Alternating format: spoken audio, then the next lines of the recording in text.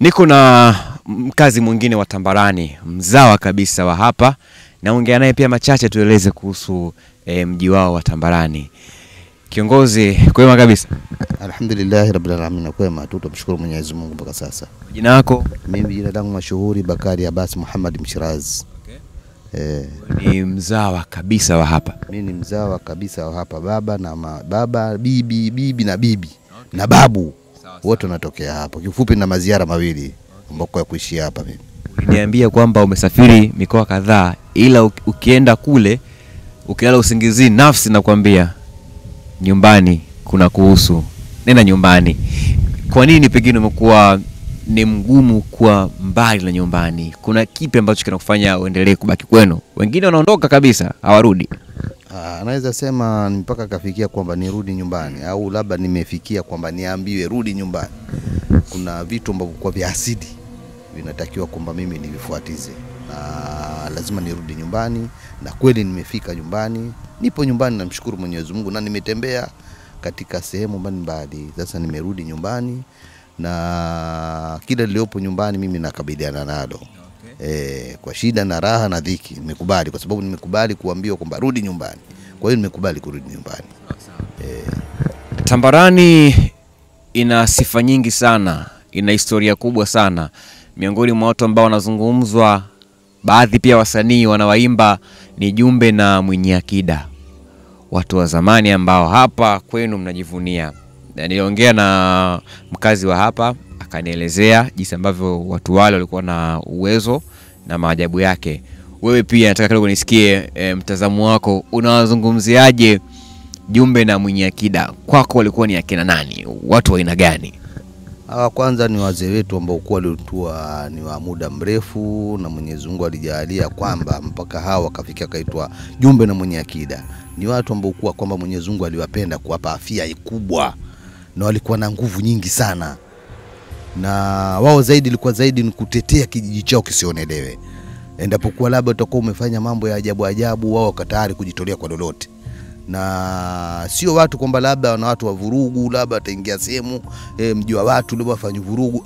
Isipokuwa wewe ukija katika mji wao, ukionekana wewe ni mtu ambaye kuwa sio mzuri, labda unataka kukidhiisha kijiji chao au kukifanyia ubaya, basi wako tayari kumenyana na wewe, na wala hutochomoka, kwa sababu Mwenyezi Mungu aliwapenda kuwapa afya njema, na alikuwa na nguvu sana. Na ndio mpaka leo wakawa wanahitajika kuambia hawa Jumbe na Mwinyi Akida ni kina nani, au walikuwa wako vipi. Ni watu Mwenyezi Mungu aliwapa afya kubwa sana, kimaumbile ya kimaumbile ya afya, walikuwa na nguvu sana hawa watu.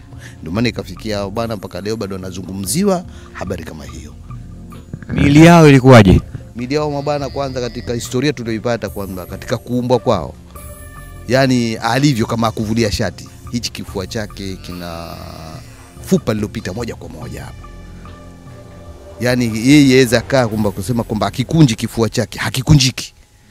Yani ni mtu wa maajabu ambao kwa yani naweza sema wamepata nguvu za mpaka za manabii, au labda nguvu au labda za maswahaba waliopita hawa watu. Kwa hiyo ni kweli hawa watu walikuwepo, na sasa hivi tumeshakwenda mbele ya haki, tumebaki sisi na hicho kijiji. Nimesikia Jumbe peke yake anaweza kumzuia ng'ombe hivi, na ng'ombe ukamchinja. Hiyo historia ni kweli. Jumbe ana uwezo kumchukua ng'ombe akamshika, na akasema sasa huyu mchinjaji yuko wapi? Niko hapa, chinja ng'ombe. Na ana uwezo kumkamata na ng'ombe asifurukute. Mtu mmoja peke yake. Kwa sababu afya yake ilikuwa ni mtu mmoja. Wanajijua kwanza wao wenyewe kwa wenyewe, hawagombani. Kwanza wajijua kwamba mimi nina tani gani na una tani gani. Walikuwa ni ndugu ama bwana.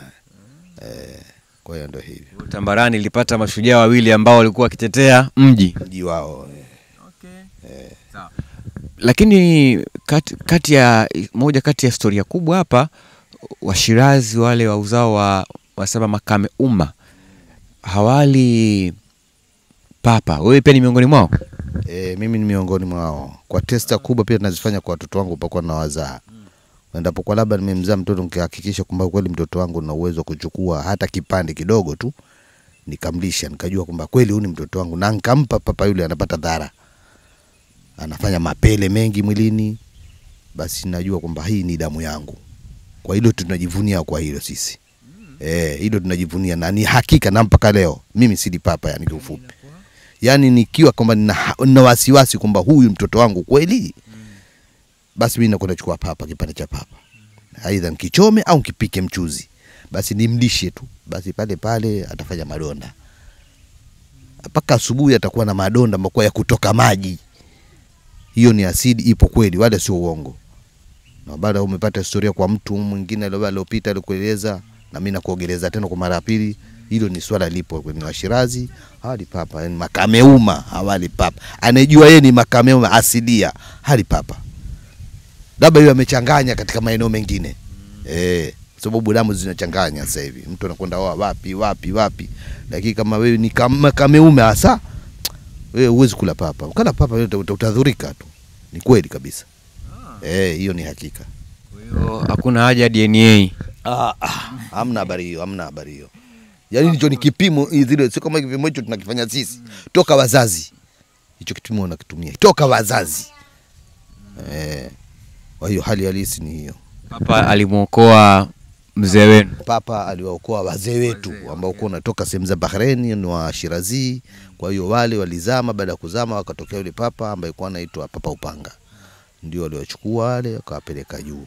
Kutoka juu akasema kuanzia leo kizazi chetu hakuna kula papa, kwa sababu alikuwa ni mwokozi wetu baharini huyo. Ndio hivyo. Kwa hiyo kitokea labda ametoka hayo mapele, labda dawa ni ipi? Kwa sababu ukimpa mtoto akianza tena kuumwa inakuwa shida. Dawa yake kubwa ipo ambayo kwa labda kumtibia ipo. Sio hospitali. Sio hospitali. Hospitali ndio inafanya nini? Hii dawa yake ipo. Najua nikachume nyasi gani au labda mti gani, huyu ni mpakae, basi itakuwa imeondoka moja kwa moja. Hali halisi ni miongoni pia mwa story kubwa ambazo zimezungumzwa sana ni yule Makengele.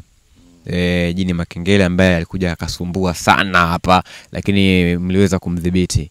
Kwa sasa hali ikoje? Ni shwari? Sasa hivi ni shwari sana tena, na ule jini kweli kwa midhihabi ilikuwa kweli watu wanakutana nayo, mabalaa wanakutana nayo, wanaumia, wanakutana naye wanaumia kweli, na sio kama labda anajitokeza katika umbile kwa malaki binadamu. Utakuja wana hivyo tu, mtu katokea labda ni mrefu, ukaangalia juu kule hakuna kitu. Huyu mtu aina gani huyu? Sasa pale unapata hofu mwanadamu. Lakini wenyewe wataalamu waliokwenda katika kubobea katika mambo ya Kiswahili waliingia katika ule mtazamo, ndipo walipolikuta jina linaitwa Makengele, ambaye kwamba hili jina sio kama Makengele kwamba ni jina lake, ilikuwa akatembea analia kengele, ndio maana akaitwa Makengele. Kwa hiyo ni jini huyo alikuwepo kweli, na kweli alisumbua, na kweli wengine walipata kuumia, wengine walipasuka macho. Nafikiri hata mzazi wangu mimi ambaye kwamba alikuwa kipindi fulani anatega vitu kimoja kinaitwa uzio au tando, kweli walikutana naye. Na huyo Bakari Udai huyo DC wepo siku naye, na ni kweli babangu mimi alipata athari, akaumia, akajipiga na bamba katika kukimbia, akaanguka, akaumia. Wao walikutana naye, lakini mimi sikuwepo siku hiyo. Lakini wao kwa vile walikuwa naye, mzee wangu mimi anaitwa mzee Abbas Muhammad Mshirazi, ambaye kwamba ndio waliokutana naye na wakina Bakari Udai, bwana mmoja anaitwa Ahmad Sukari, Umari Daudi, hao walikutana naye hawa. Walikutana naye wao wenyewe walisadakisha ni kweli Makengele yupo. Makengele alivyonadisia bwana Bakari, anasema alikuwa akifugwa na mtu, lakini walikuja wakashindwana, ndio akaingia mtaani na kuanza kusumbua. Kwa sasa maeneo haya bado pengine kuna mtu anakaa nao viumbe labda na anawafuga na hakuna shida. Kufuga jini sasa sana kufuga mtoto wako nyumbani tu. So jini anapokwenda mfuga ukachukubali maadili yake, hasumbui. Kwa sababu atakuja kukuta atakwambia mimi nitaka kitu fulani. Sasa mtoto kuja kwambia baba nitaka pipi. Sio unakwenda kumnunulia pipi yake, unampa. Sio kama labda jini wa kula mtu au jini labda nini. Pengine utashindwa na yale maadili mliokuwa mmepeana. Yenda ikawa mmekubaliana. Yenda ikawa sasa utakuja kufikia kwamba mimi nataka labda jogoo, utampa jogoo. Mimi labda nataka mbuzi, utakuwa na mbuzi. Mwisho atakwambia mimi bwana nataka ng'ombe, utakuwa na ng'ombe. Mwisho anakwambia bwana mimi nataka ng'ombe miguu miwili. Sasa shangaa, ng'ombe miguu miwili nini?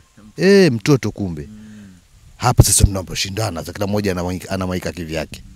Ni kweli watu wanafuga majini, wapo maeneo mbalimbali, sio kama labda Tambarani peke yake, maeneo mbalimbali wanafuga majini. Kwa mambo yao labda ya majumbani mwao kudhibiti kwamba wasipate ubaya.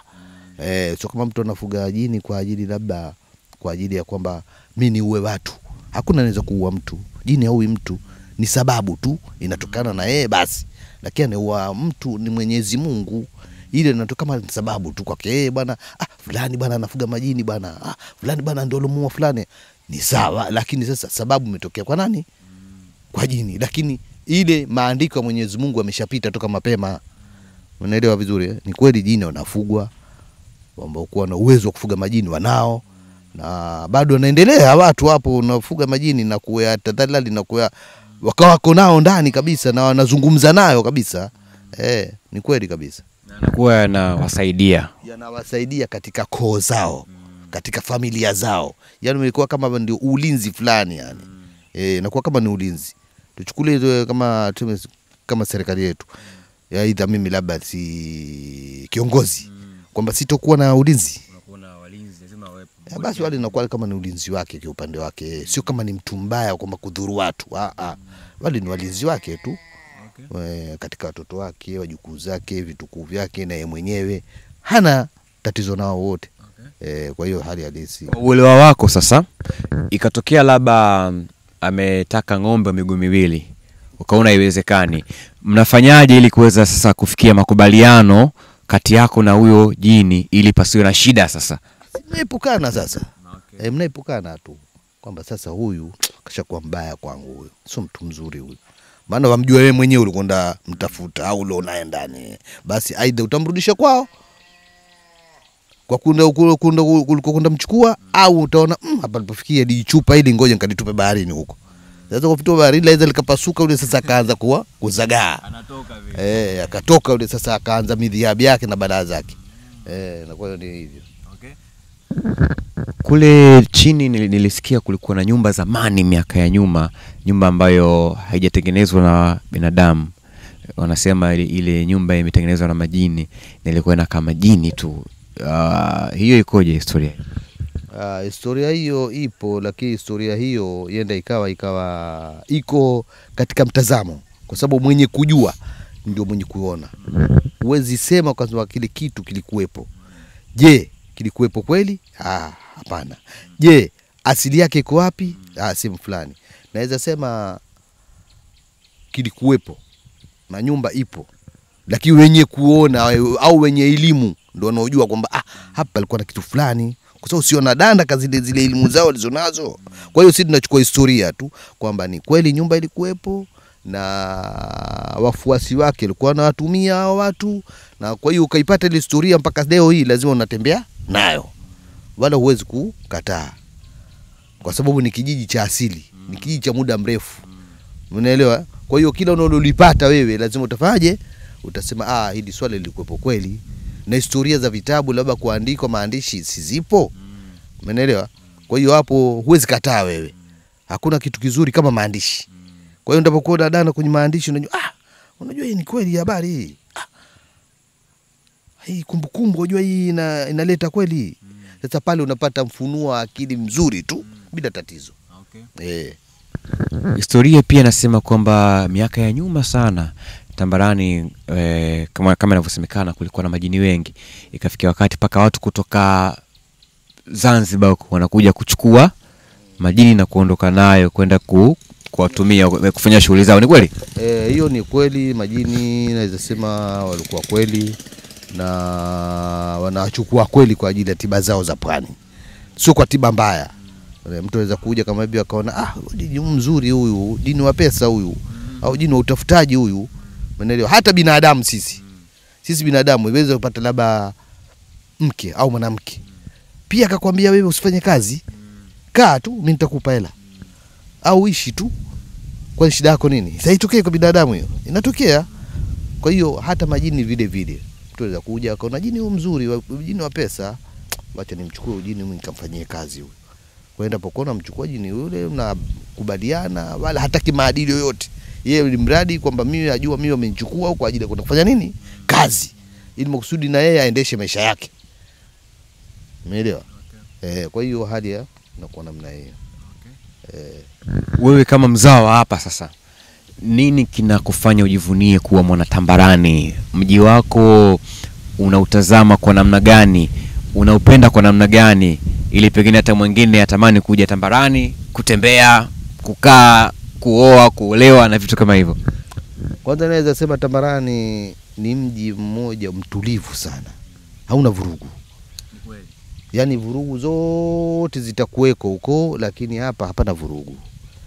Na hata kama labda utaamua kwamba kuja kuishi, wala hutakuwa na pokopoko na mtu, wala hutakuwa na balaa na mtu. Wewe utaishi vizuri, utasema na watu vizuri, utashindwa wewe mwenye kukaa utasema mji bwana huna watu bwana. Mimi afadhali nihame tu. Lakini mazingira yake yanakunasibisha kwamba waweza akao kusema mimi pesa yangu leo nikatumie Tambarani. Kwa sababu hapana duka. Lakini waweza kuja na vifaa vyako vyote. Maji yako, chakula chako, nini. Na sio kama labda utakuja kuta vile kama vile unakuja kusurvey kama vile labda unyanyapa hiyo na watu kwamba achana naye yule mtu. Ukiwa nao karibu basi na wao watasogea karibu na wewe. Na yuko ifanya kwamba wewe huna habari, basi na kila mtu mwenye atakuwa na habari na wewe. Kwa sababu wanapenda ukarimu, wanapenda udugu, wanapenda usuhuba zaidi ili makusudi muwe pamoja. Lakini ukiwa umekuja wewe unajifanya unajidai maana wewe unaona watu mabushi wapumbavu basi na watu naona katakona sasa. Huyu bwana watufai sisi. Damu yetu na yeye haiendani. Umeelewa? Kwa hiyo ni hivyo. Haiwezekani kwamba labda umekuja katika mji una uwezo basi wewe ujifanye bigi, kuwa mpumbavu. Utaweza kuishi na wenzako vizuri sana. Mandhari yake ni mazuri. Hapa na baridi.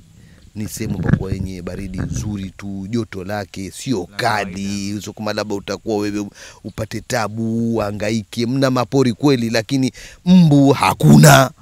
Umeelewa? Mapori yapo mengi, vyoo vipo vingi lakini hamna mbu. Naweza lala tu wewe wala kwamba usisikie hata hamna mbu hapa. Na kama mbu ataingia ni mbu wa msimu tu, ataingia na kutoka. Lakini sio kama labda mbu habari hizi si hatuna hapa mjini. Hatuna kabisa. Mzuri sana. Mji mzuri, safi, hauna matatizo na mtu wala hauna bugdha na mtu. Na ambako na mwenyewe naona kwamba mimi najua Tambarani sijui. Watu nakuja. Ukija wanakuja Tambarani ndio hii kumbe. Tambarani ndio hii. Ni mji mdogo, ni mji wenye majumba mengi, magofa ya zamani yaliyojengwa mpaka hayakuwezekwa, wengine hayakumalizika. Lakini watu wanaishi na ndio msisimko wa maisha, sio kama labda lazima ukaishi mji mkubwa, labda uonekane wewe una maisha mazuri na nini, unasahau kwenu ulikotoka, labda wazazi wako. Kwa ukweli itakuwa sio vizuri kweli. Hii sio vizuri. Basi kiongozi, mimi niseme asante kwa maoni yako. Basi inshallah mimi namshukuru Mwenyezi Mungu kwa kuwa tumehojiana kwa muda mrefu, na Allah atufanyie wepesi juu ya maisha yetu, atupe baraka njema na kazi njema, atupe afya njema, atufungulie mlango ya kheri ya riziki, kila la kheri kwa baraka zake mtume wetu Muhammad sallallahu alaihi wasallam. Alhamdulillah rabbil alamin. Bila shaka tumesikiliza machache pia kwa mzawa mkazi wa hapa Tambarani akituelezea tu utofauti wa mji wao, uzuri wa mji wao na historia kubwa ya Tambarani.